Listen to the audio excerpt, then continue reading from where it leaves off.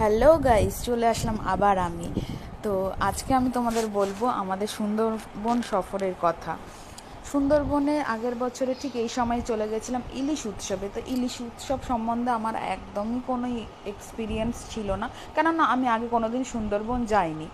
আমার হাজব্যান্ডের থ্রুতে, আমার হাজব্যান্ড আগে গেছে, তো ওই আমাকে বলেছিল তো চলো, তোমাকে আমি নিয়ে যাব। তো গেছিলাম, তো ওখানে গিয়ে দেখলাম লঞ্চের মধ্যে সারা দিন সকাল থেকে ওঠো আবার রাত্রে ফেরো। ওখানে ওখানেই সব কিছু দৃশ্য দেখা, খাওয়া দাওয়া সব ওখানে। তো আমার কিউরিসিটি হয়েছিল যে আমি কোথায় রান্না করছে লঞ্চের মতো আমি দেখব।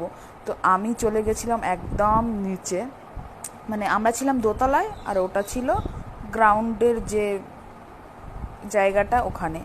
তো আমি তো গিয়ে খুব এক্সাইটেড। তারপরে দেখে নিচ্ছ যে আমি রান্না করছি। তো ওখানে যে রাঁধুনি ভাই ছিল, তাকে আমি বললাম যে আমি একটু নাও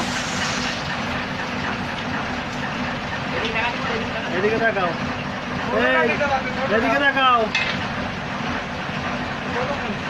চলে চলে আসো।